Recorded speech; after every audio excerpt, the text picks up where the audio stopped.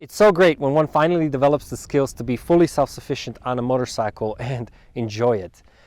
But if you're in the position to be able to afford a little extra luxury and comfort, actually a lot more comfort and luxury, then I might have a perfect solution for you. In this video, I will interview the owner of the Storyteller Overland MODE adventure van. The owner happens to be my business partner, Peng, and I've also had a chance to experience the adventure van, and I find it to be the perfect addition to any garage and probably the best support vehicle for any serious motorcycle adventure touring. Let's dig into it.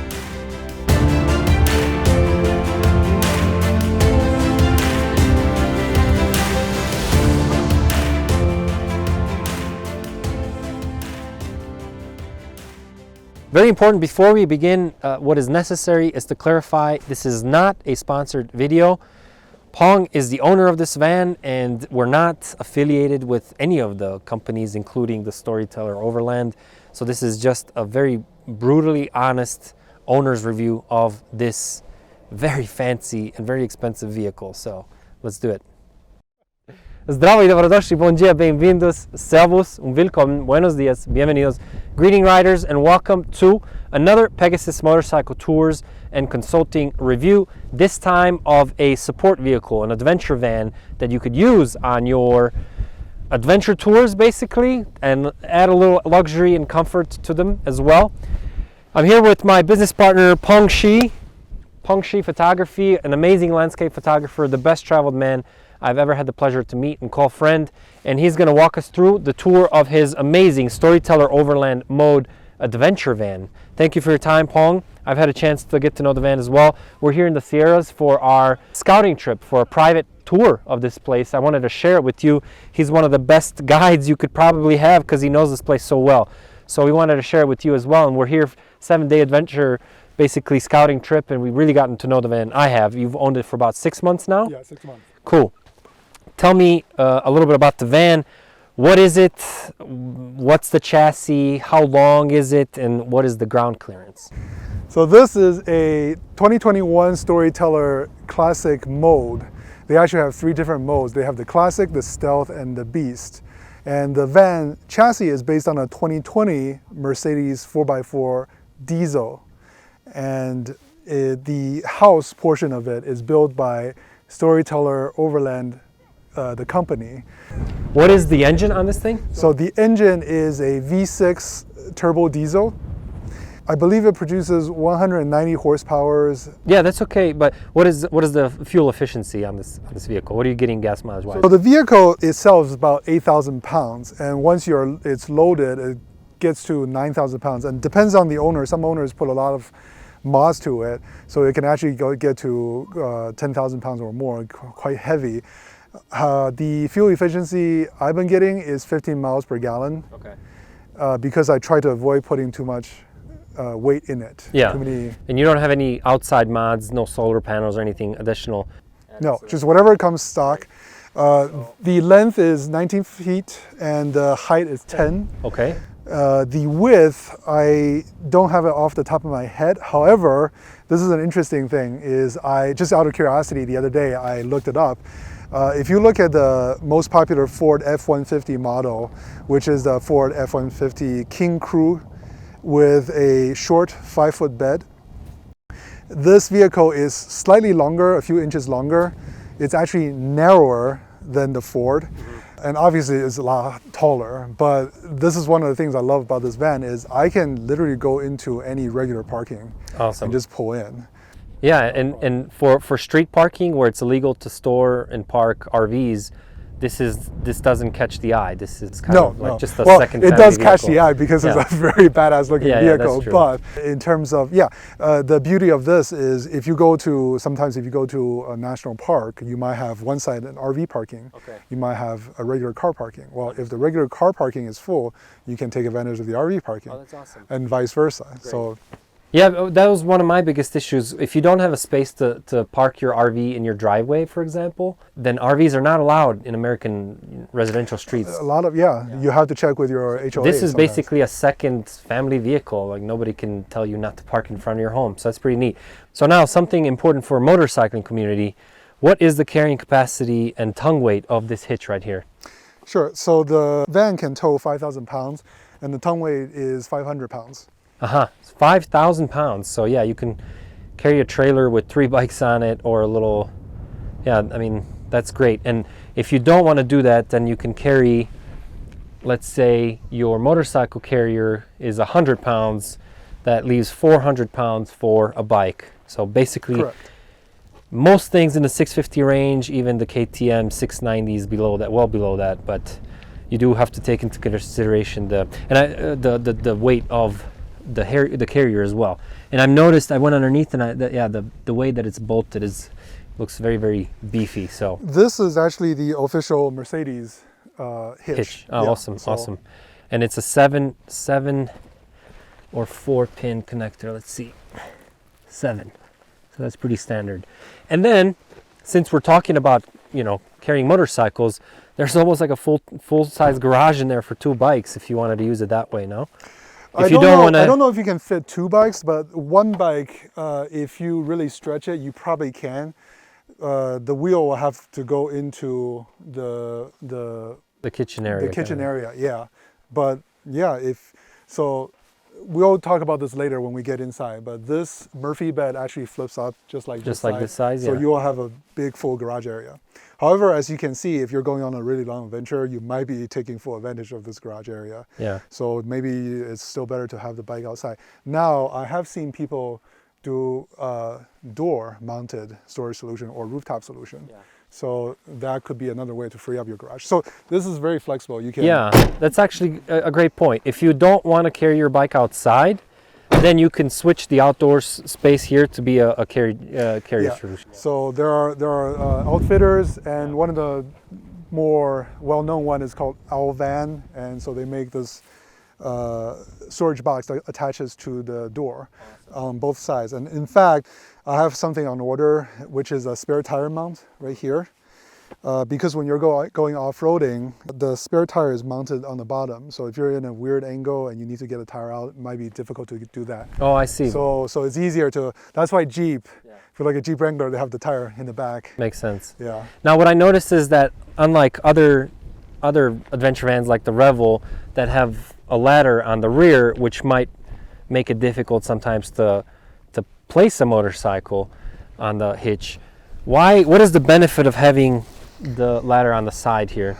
Well, the Revel ladder, I think they tell you not to use the ladder on the back door because the door frame and hinges are not designed to support that weight. Okay. So when you're using it, you actually have to take the ladder down and put it wherever you want to hook it up to. Oh, okay. But there are pros and cons to this. The pros, obviously, to having this ladder on the side is it's bolted to the frame and it's really strong. In fact, it's kind of a joke. If you watch all the Storyteller videos, they always have someone in the video doing this. That's how strong this is. Great. So the pro obviously is that. Also, it looks kind of badass on the side, Yeah. But the con I have found is when you are going into tight places, you are really aware of this thing sticking out. For example, if you're making a turn, now it doesn't actually stick out more than the rear view mirror, but when you're, say, making a turn and there's a tree right here, there's a higher chance of getting this snatched. Rearview mirror will just pass right by, but this thing is so big and so low down. So that is one con of this ladder. We'll go on the roof in a second, but what I like this so since we're here, there's what is this? It's a smart plug. So plug. If you choose to use this vehicle as a regular RV, if you go to campground, this is a 30 amp smart plug that you can plug into the campsites. And here we have city and freshwater. What's the difference if there are? If you want to just fill it with fresh water, let's say if you go to a visitor center somewhere and or gas station, there's a hookup, you just fill up the tank this way. Now, if you want to bypass the tank and just use city water as if you're in a house and a campsite, you can just hook this up. Okay. And then you can just use water freely as if you're at home. What is the capacity, freshwater capacity? The freshwater capacity is 21 gallons. There is a gray tank underneath, and that is 24 gallons, I believe. Understood. Yeah. Okay. These look like 18-inch wheels, all-terrain tires, very grippy. KO2. Yeah. I assume, I mean, you're limited by the size of the van, but it's a pretty capable van in off-road experience? Yes, it's actually a lot more capable than I thought for something this big. The only limitation to this van is actually height. Okay. Because in the Sierra Nevada mountains, you sometimes encounter trees, low-hanging tree branches, and that's what hinders it. Now, when you're in places like this, obviously it's not going to be an issue. What is this right here? This? Yeah, this little... Bump out? This is flare space. So... It's called a bump out. Yeah. So if you come into the van, now this is a... I noticed it's on both sides, Yeah. So this is a European spec van. So in Europe, the streets are very narrow. That's why the Sprinter van is very narrow. Okay. Like I said earlier, narrower than a Ford F-150. Yeah. So in order for you to sleep sideways, because most people, if you get a long wheelbase version, you can sleep this way, lengthwise. But because of the limited length, they want to be able to sleep people sideways. And to do that for someone taller than 6 foot, they designed this flare space so your head can fit in there. And we can see that when we go inside. Great. So in this garage space, I see you also have a netting. Yeah, that's it comes with a van, and it's a buck screen. So it drips all the way down here. Yeah, and it looks really beefy, like the zippers and all that. We'll get to that in a second, but since we were talking about the roof, we should pop up there and check it out, no? Sure. Just one more note about this water. Yeah. In the 2022 model, they actually simplified this, so there's only one connection. Understood. And here in the back, where the water tank is over here, in the new version, they actually have a knob where you can just adjust. If you want to switch it to the city water mode, you can just turn the knob to there, so you don't have to, it simplifies the process. Understood. So you can do tank fill, you can do siphoning, you can do city water, different modes with just a knob.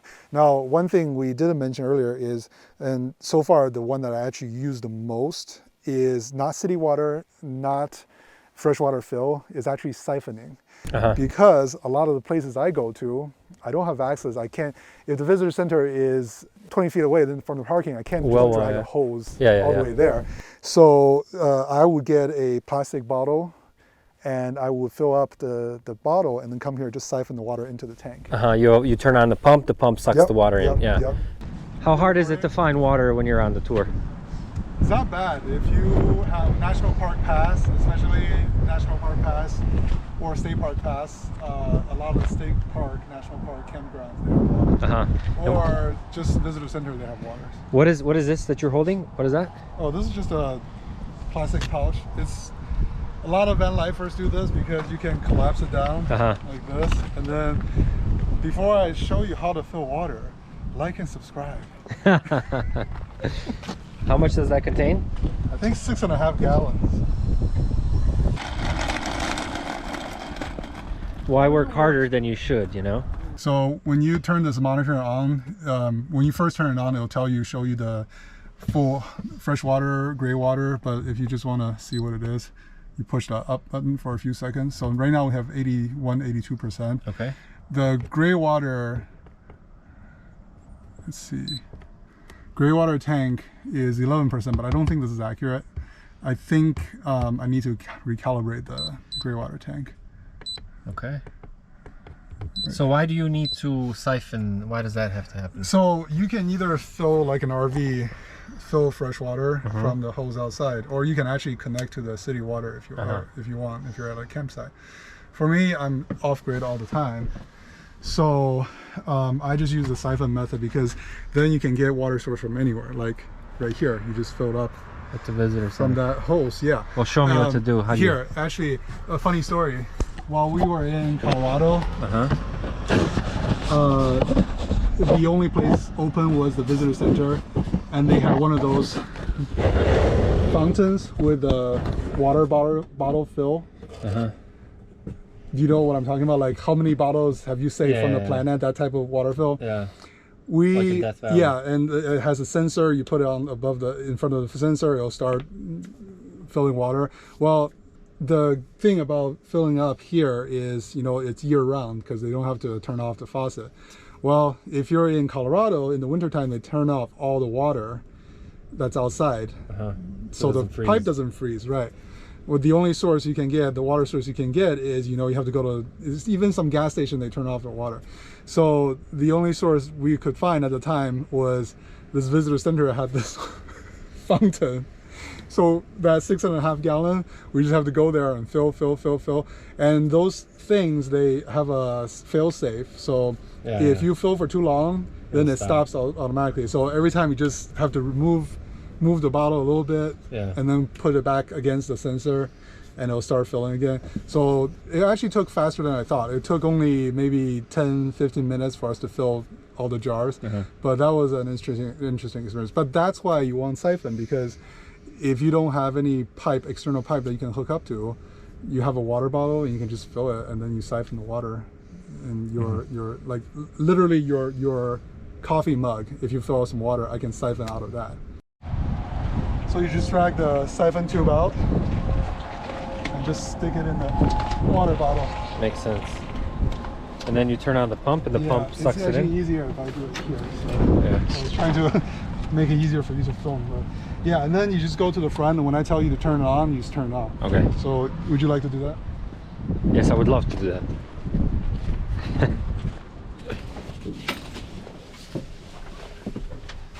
Right now? Yep. Right now? Yep. Right now? Turn it on? I don't like your humor. Turn it on. It's on. Yep. All right, come out here. Yes, sir. Sexy. We're doing this quick and dirty. Usually I would take these out so I can set this on there. How long does it see how take? the water is going down now. How long does it take? Not very long. Well, about a couple of minutes. Great. And I think this here, there's a little outdoor shower. An outdoor shower right there. Yeah. Can we see it? Let's see. Yep. Yeah, that's pretty neat. I assume that extends Hot water out. too. Yeah. Hot water too. Jeez, Yes. that's awesome. I've been taking showers every night in this van, and what an experience it's been to be able to like get clean at the end of a really dusty day. Yeah. Okay, turn the right hand side, there's a knob, turn it on. Turn and push it out. Push it out, yes. And then, and then see that, there's a valve on the actual faucet. It's like a control. Yes. Oh wow, it's so hot. Oh my god. What? Oh my god, Peng. I mean, I'm taking a hot shower in the middle of the mountains, and there's so much water. Peng, you don't understand. Oh god, I'm all wet. It's so much better, Peng, than a bottle shower. Oh gosh. You gotta understand, Peng, in my whole 40,000+ miles of touring on the KLR, like, my shower would be a 2-liter Coke bottle that's been sitting on the like exhaust side of my luggage, so hopefully it gets hot, you know. That's the hottest, bro. This is absurd. This should be illegal in the country. When I'm backpacking, I'm used to jump into a creek or a river. Oh, did you drop the dropped it. Careful. No ideas. It is a little intimate, I gotta say. For the record, if you see these diesel tank and gas tanks inside the vehicle, I know it's better to have them mounted outside, especially for snow and just safety. Don't worry, remember that tire mount I was talking about? It's coming. I'm just waiting. Supply chain, people. Supply chain, yeah. So it's coming. Is there any solar panels on this vehicle? So yes, there are 2 solar panels on top. However, we'll get to it later when we talk about the interior.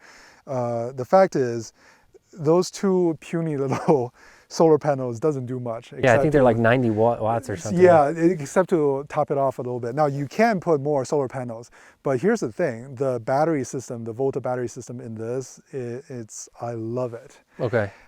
It lasts so long, and I so far I really just don't have to worry about it the way that I travel at least. So Paul actually has his YouTube channel where he not only reviews the van but also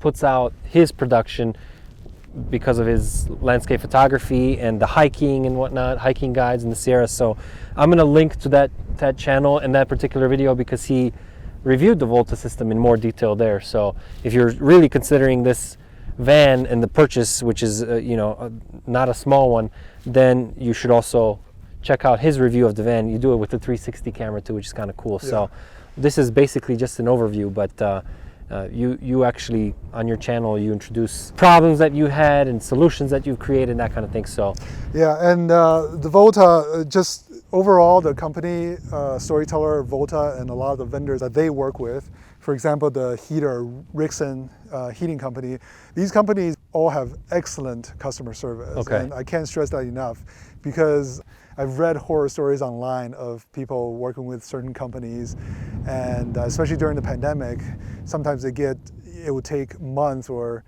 even longer to get something repaired. Whereas in the Storyteller, they try to solve your problem as quickly as possible. cool. So that's one of the reasons I love owning this van. Let's go to the roof. Let's see what that's about. Sure. So I know you always spend a lot of time on the roof. Would you like me to help you with this? Yeah, sure. Yeah, this is awesome. I've actually never been up here. Yeah, thank you. Yeah. Awesome. So it's super sturdy. You can jump on here. It's kind of nice. There's a little two Zamp Z solar panels. Yeah, very small. Yeah. Air conditioner seems to be protected by the plastic cover, It's and this gives you Mark Q, I think. a lot of opportunity for sunbathing. Fantastic fan. 6 buttons for options to control that van. And I know you like to spend time up here because the view is always better from the top. Yeah, I think I actually changed the model. I don't think it's a Fantastic Fan Oh, anymore. okay. They changed. See, the Storyteller, they actually make improvements as they go along. So if there's one vendor either they don't like working with, or if the product has flaws that they don't like, they will change the model out. Cool. For example, this Coleman, the old air conditioner, I heard from older owners that it was really loud. So they switched to this quiet one. Yeah, they look like they really went overboard with the waterproofing. Yeah, that's awesome. So I'll when I remember the name, when we go inside, I'll let you know the name. What do you think this thing is here? Some kind of vent? Plumbing vent? I actually don't know. It says it's plumbing vent. Plumbing attic vent. Cool. Yeah, because you mentioned the biggest problem with motorhomes is humidity control. How does this van control that? How do they address that? So with having never built my own van, I am not an expert on that. However, from my understanding is when you're building a van, you're selecting material for the interior. You need to pick things that dries quickly. So for example, the insulation wool, you want to use natural wool because it dries. It absorbs the moisture at night, but then in the day, it will release that moisture. If you have something that holds, like a regular household insulation, if it holds the moisture, then it might start to, between the panel and the body panel, the gap, it might start growing mold. So great. Let's check out the rest of the van and the interior. Awesome. So it looks like a very tall van. Here you have the step right there on the other side. Is this also where you release the gray water? Yes, that's correct. Yeah, and the gray water tank there is heating pad underneath it. So that's awesome. In the winter, it won't freeze. Now it's interesting because the tank is heated. However, the releasing valve is not. So I have had experiences where in Colorado, the valve actually froze. Wow. But with so much electric power, I just drag a blow dryer out and just blow dry. Oh wow, interesting. That's awesome. Yeah. Yeah, with the electrical system, the charging system, you can run everything, including the air conditioner, electrically. Yes. And you know we have the heater run at night. Yep. There's like a 600 or 700 watt microwave, and everything's running, and it's working just on electric power alone. So what is the ground clearance of this vehicle? The ground clearance is roughly 8 inches, and here's something interesting about this van. Even though the van looks really tall, they actually only raise the body up. So the lowest part of this van really is not that much different than the two-wheel drive version. However, as you know, when you're going off-roading, when the body is up, the approach, departure angle, all of those I see. have some improvements. So, but here's the thing, this is definitely not a rock crawler, so you don't want to take it on those type of roads. I have seen people increase the size of you can do some suspension work after. And you did some suspension work. Yeah, I did.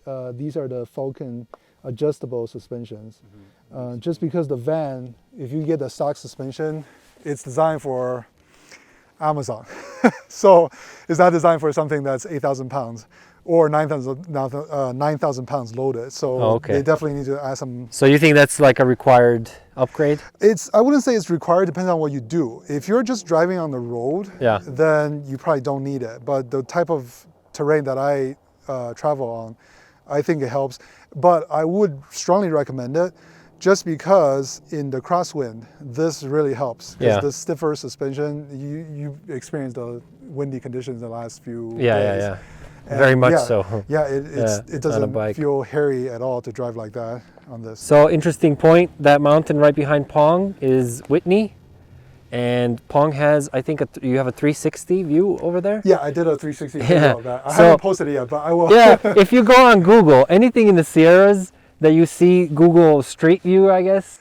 There are a lot of them that are mine. Yeah, it's his work, and to get there, best believe it takes some effort and time. Some of these, you said some of these hikes are many days long. And well, the Whitney, you can technically do it in a day, but trust me, if you're going from low down to 13,000 feet, you want to take your time. 14,000 feet to acclimatize. Pretty cool, man. It's so great. You can see a mountain, you can say, I've been there, I've climbed that. That one's pretty great. Awesome. So what is this about? Why is this part dirty? A diesel overfilled and spilled, and diesel's kind of. Oh, that's where you filled the diesel? Yeah, this is actually kind of clever. So there is no lock on the latch, and so when you close the door and you lock your door, this basically locks itself. Yeah, very smart. Yeah. Yeah. And the diesel is used for the basically the heating unit, the furnace. Yes, and Rixson heating exhaust is right down here. Now, if you look down there, actually one thing I like about this versus Revo is it's fairly clean. You don't have a lot of things protruding, because I think the Revo has like a exhaust pipe hanging very low down, so it's something you could get snagged on if you're going off-roading.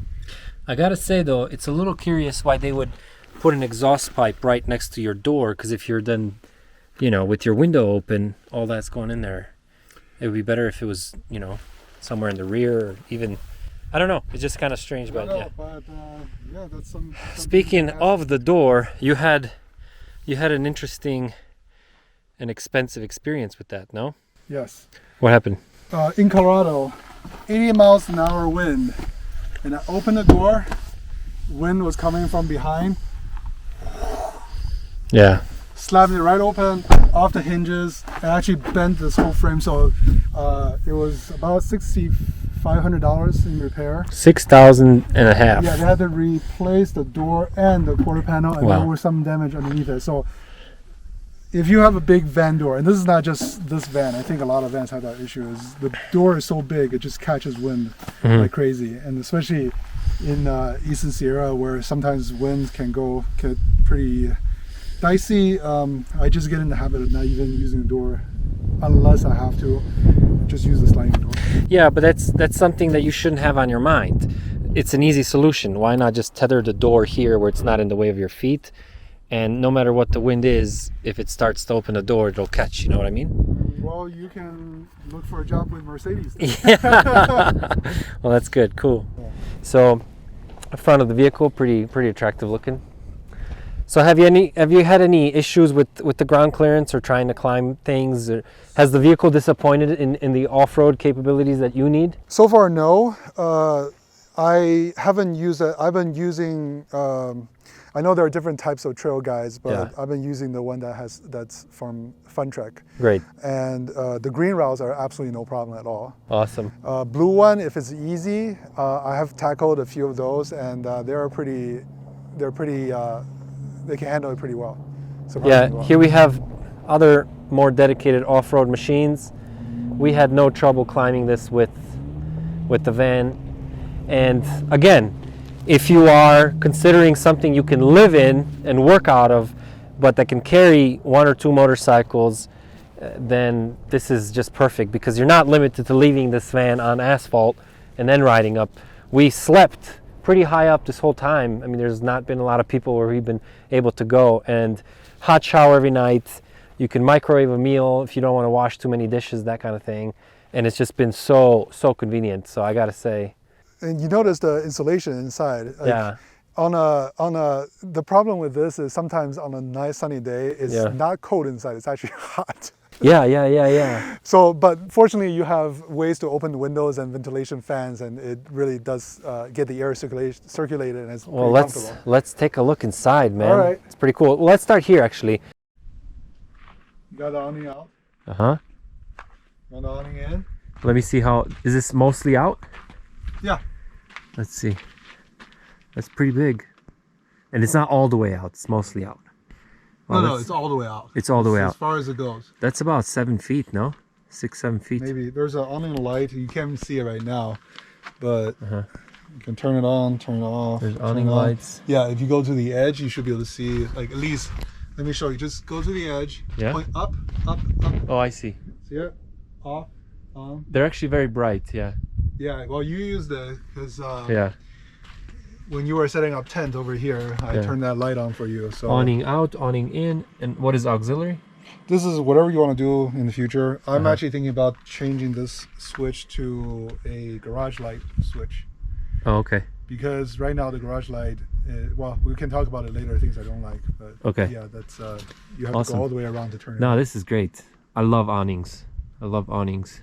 I feel like they should be on every RV. Okay, thank you. You can put it Put back. it in? You want to record this? Yeah, let's see it.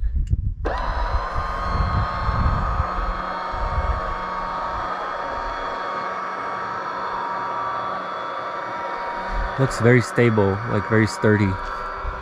It's not bouncing or anything. It's not. It's not? I always, Gerard. well, maybe it is, but I always have a fear that it'll break. In wind? And I would prefer something that's manual and has, well, sorry, I'm making the noise, but I would prefer, so this thing is supposed to have a wind sensor. If the wind gets to a certain point, it will automatically retract. Oh, interesting. But I still don't trust it, because if the wind is really that big, Yeah. it's going to whip your awning around. It gusts, and before it can retract, you saw how slow it goes. Yeah. Before it can fully retract, you might damage it, and then you're screwed. And if the motor breaks, there's no manual way to... I think there is a manual way to do it. So far, I haven't had a need for it, so I Yeah. haven't looked into it. But yeah, that's why I rarely use the awning anyway, because I don't know if you saw this, but it depends on the angle of the sun. Yeah. Sometimes it's not that useful. Not very It's useful, just, yeah. Yeah. And also, Yeah, it's out now like 4 feet or something, and it's only covering that.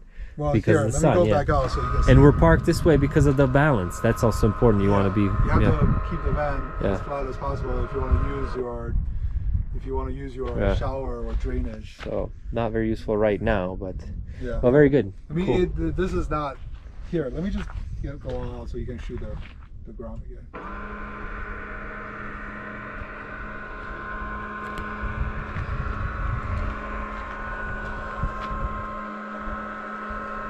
See how slow it is?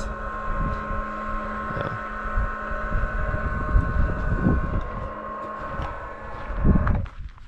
So it's a decent size. Yeah, You want to come over? I see it. Yeah. it's a decent size, but there are so many variables. For example, I have to park this way because I want the scenery behind. Well, if you park this way, then your coverage area is all the way over there. Your table's out here, so it's kind of useless. Yeah. You know, people can say, "Oh, turn your van around." Well, no. You want the view, yeah. Able to see that view when I'm inside the van, or if the surface is not flat enough, I have to park this way. Yeah. Cool. So yeah, the awning is pretty useless. So the table. Yes. This looks very useful. Do you use this very often, or? Actually, I don't. Just because some of the places that I go to are fairly cold, so it's can get uncomfortable sitting outside for a long time. And keep in mind, I've owned this since September, so it's been all winter for me.